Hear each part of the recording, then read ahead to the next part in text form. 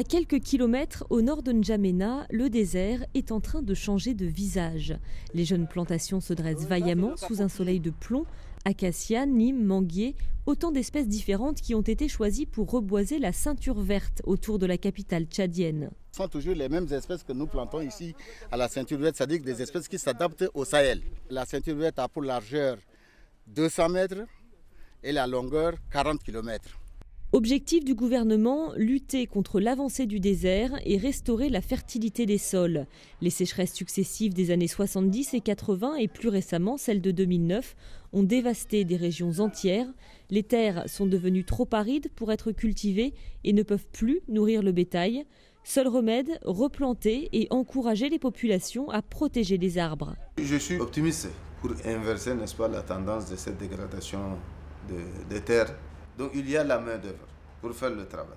Cette main-d'œuvre peut avoir également de quoi à subvenir à ses besoins.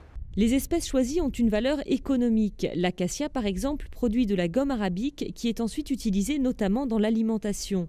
Près d'1 millier de personnes sont aussi employées pour arroser matin et soir les jeunes arbres durant la saison sèche. Dans le village de Gaoui, situé près du tracé de la ceinture, c'est l'enthousiasme.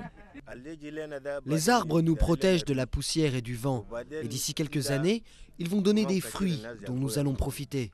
Les arbres ont changé beaucoup de choses. On souffre moins du vent et du sable et les arbres nous ont donné du travail.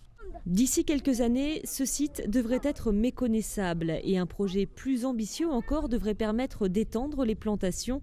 11 pays africains, dont le Tchad, se sont engagés à réaliser une grande muraille verte, un immense mur de verdure de 15 km de large et de 7000 km de long, reliant Dakar à Djibouti.